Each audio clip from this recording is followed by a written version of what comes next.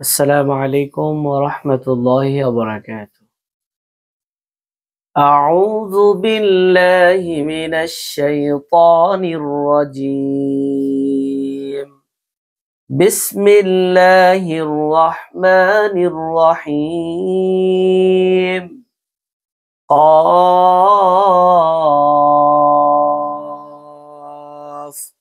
والقرآن المجيد. Calf মর্যাদাপূর্ণ কুরআনের কসম। আল্লাহ সুবহানাহু ওয়া তাআলা এখানে কুরআনের কসম করছেন। بل عجبوا أن جاءهم منذر منهم فقال الكافرون هذا شيء عجيب. বরং তারা বিস্মিত হয়েছে যে তাদের মধ্য থেকে একজন সতর্ককারী তাদের কাছে এসেছে। অতঃপর কাফিররা বলল, এ তো এক বিস্ময়কর বস্তু। এখানে রাসূল সাল্লাল্লাহু আলাইহি সাল্লাম যখন নবুয়ত প্রাপ্ত হয়ে তার রিসালাতের দাওয়াত শুরু করে, তখন কাফেররা এই প্রশ্ন করলো যে আমাদের মধ্য থেকে একজন এসেছে। এটাই আল্লাহ সুবহানাহু ওয়া তাআলা এখানে বলছেন যে তারা বিস্ময় বোধ করছে, কিন্তু যুগ যুগ ধরে নিজেদের মধ্য থেকেই আল্লাহ সুবহানাহু ওয়া তাআলা নবী রাসূল প্রেরণ করেছেন। أإذا متنا وكنا ترابا ذلك رجع بعيد. আমরা যখন মারা যাব এবং মাটিতে পরিণত হব, তখন কি আমরা পুনরুত্থিত হব? এ ফিরে যাওয়া সুদূর প্রহত।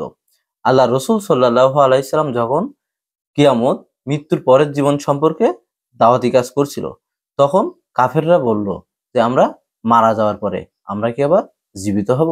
এই প্রশ্ন হয়তো আমাদের ভিতরেও থাকতে পারে, কারণ আমরাও হয়তো ভাবি যে মৃত্যুর পরে কি আবার নতুন কোনো জীবন আছে? আল্লাহ সুবহানাহু ওয়া তাআলা মৃত্যুর পরে কি জীবিত করবেন?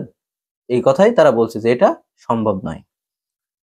قد علمنا ما تنقص الأرض منهم وعندنا كتاب حفيظ. অবশ্যই আমি জানি মাটি তাদের থেকে যতটুকু ক্ষয় করে, আর আমার কাছে আছে অধিক সংরক্ষণকারী কিতাব। অর্থাৎ মাটি মানুষের গোস্ত, হাড় ও চুল আদি জীর্ণ করে খেয়ে ফেলে। এখন কাফিররা এই প্রশ্ন করতো যে আমরা তো মরে যাওয়ার পরে মাটি আমাদের খেয়ে ফেলবে, মাটিতে আমরা মিশে যাব, কিভাবে আমরা পুনরুত্থিত করব? আল্লাহ সুবহানাহু ওয়া তাআলা যিনি আমাদেরকে প্রথমবার সৃষ্টি করেছেন, তিনি কি দ্বিতীয়বার আমাদেরকে পুনরুত্থিত করতে পারবেন না? আল্লাহ সুবহানাহু ওয়া তাআলা কোরআনের অন্য জায়গায় বলেন, প্রথমবার সৃষ্টি করা বেশি কঠিন না দ্বিতীয়বার?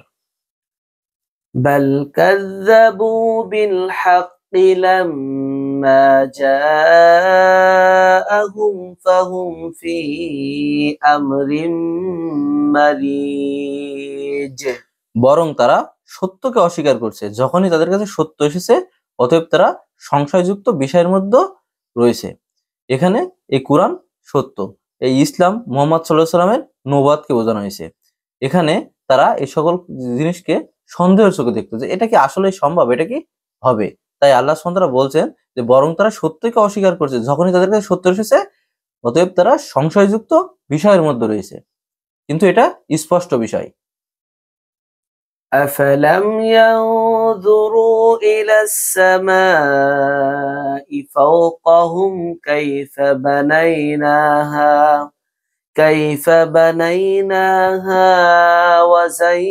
وزيناها وما لها من فروج. তারা কি তাদের উপরে আসমানের দিকে তাকায় না, কিভাবে আমি তা বানিয়েছি এবং তা সুশোভিত করেছি, আর তাতে কোনো ফাটল নেই।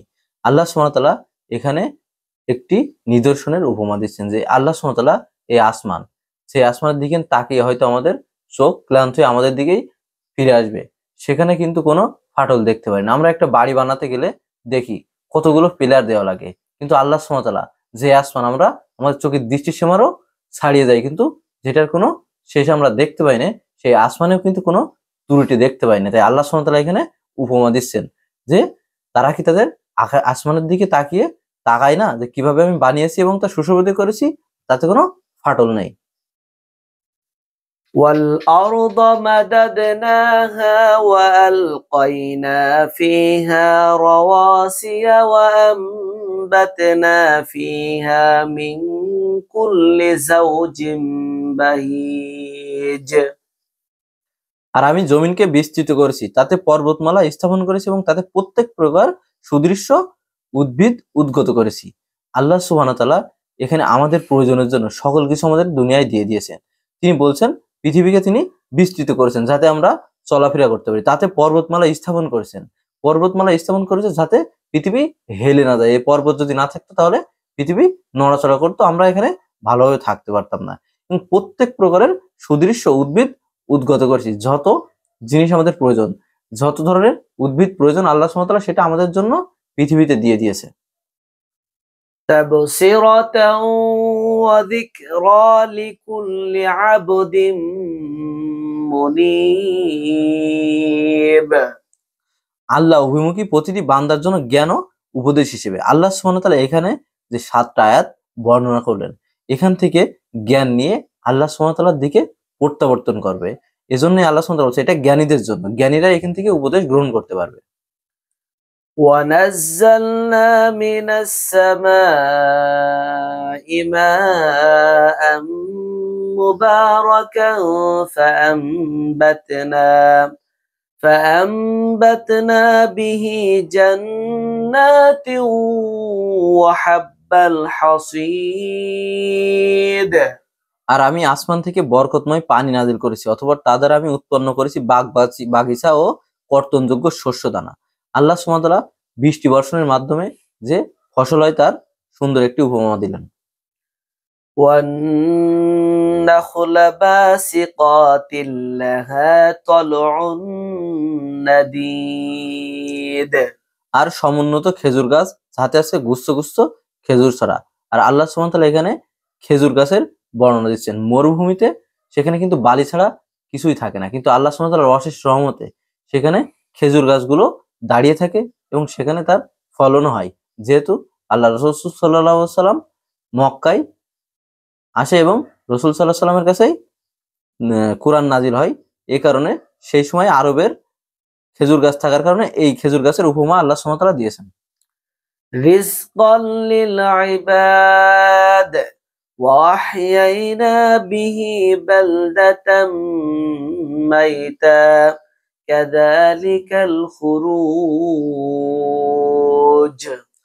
আমার বান্দাদের জন্য রিজিক স্বরূপ, আর আমি পানি দ্বারা মৃত শহর সঞ্জীবিত করি, এভাবেই উত্থান ঘটবে। আল্লাহ সুবহানাহু ওয়া তাআলা এখানে বলছেন যে এই রিজিক গুলো তার বান্দা, তার মানে আমাদের জন্য, এই মানব জাতির জন্য আল্লাহ সুবহানাহু ওয়া তাআলা দিয়েছেন। আর বৃষ্টি দ্বারা যেখানে কোনো ফসল থাকে না, কোনো কিছু থাকে না, সেই জায়গায় বৃষ্টি হওয়ার পরে দেখা যায় যে সবুজ সবুজ গাছপালা তৈরি হয়ে যায়।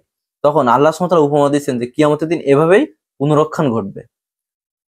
كذبت قبلهم قوم نوح وأصحاب الرس وثمود তাদের পূর্বে সত্য প্রত্যাখ্যান করেছিল নূহের সম্প্রদায়, রাসের অধিবাসী ও সামুদ সম্প্রদায়। এখানে আল্লাহ সুবহানাহু ওয়া তাআলা রাসূল সাল্লাল্লাহু আলাইহি সাল্লামকে সান্ত্বনা দিচ্ছেন যে তোমার পূর্বেও আরো নবী রাসূল আমি পাঠিয়েছিলাম, তাদেরকেও তাদের সম্প্রদায়রা মিথ্যা প্রতিপন্ন করেছিল, সত্য প্রত্যাখ্যান করেছিল। এখান থেকে রাসূল সাল্লাল্লাহু আলাইহি সাল্লামকে সান্ত্বনা দেওয়া হচ্ছে এবং কাফেরদেরকে জানানো হচ্ছে যে কিভাবে পূর্ববর্তী সম্প্রদায়কে ধ্বংস করেছিল। وعاد وفرعون وإخوان لوط আদ, ফিরাউন ও লূত সম্প্রদায়। وأصحاب الأيكة وقوم تبع كل كذب الرسل فحق وعيد আইকার অধিবাসী তুব্বা সম্প্রদায় সকলে রসুলদেরকে মিথ্যাবাদী বলেছিল। এই সকল সম্প্রদায় রসুলদেরকে মিথ্যাবাদী বলেছিল। এটা রসুল সাল্লাল্লাহু আলাইহি সাল্লামকে সান্ত্বনা দেওয়ার জন্যই বলা হচ্ছে। أفعينا بالخلق الأول بل هم في لبس من خلق جديد আমি কি প্রথমবার সৃষ্টি করে ক্লান্ত হয়ে পড়েছি, বরং তারা নতুন সৃষ্টির বিষয়ে সন্দেহ পতিত হচ্ছে। আল্লাহ সুবহানাহু ওয়া তাআলা এখানে এমন একটা উপমা দিলেন যে প্রথমবার সৃষ্টি করা বেশি কঠিন না দ্বিতীয়বার। আর আল্লাহ সুবহানাহু ওয়া তাআলা কি প্রথমবার সৃষ্টি করে ক্লান্ত হয়ে পড়েছেন? আমরা যে ভাবি হয়তো আমাদের মৃত্যুর পরে জীবিত হতেও পারে, নাও হতে পারে, এমন একটা সন্দেহ হয়তো আমাদের ভিতরে থাকতে পারে। এই কারণে আল্লাহ সুবহানাহু ওয়া তাআলা সেই সময় কাফেরদের ভিতরে এই সন্দেহ ছিল। তাই আল্লাহ সুবহানাহু ওয়া তাআলা বলছেন যে প্রথমবার সৃষ্টি করে কি তিনি ক্লান্ত হয়ে গেছেন যে দ্বিতীয়বার আমাদেরকে পুনরুত্থান করতে পারবে না? তাহলে আসুন আমরা আমাদের মৃত্যুর পরে একটা জীবন আছে এই সম্পর্কে ভাবি এবং সেই জীবন সম্পর্কে আমরা ভেবে আল্লাহ সুবহানাহু ওয়া তাআলার দিকে প্রত্যাবর্তন করি। আল্লাহ সুবহানাহু ওয়া তাআলা আমাদের সকলকে এই কুরআনুল কারীম বুঝার তৌফিক দান করুন। আসসালামু আলাইকুম ওয়া রাহমাতুল্লাহ।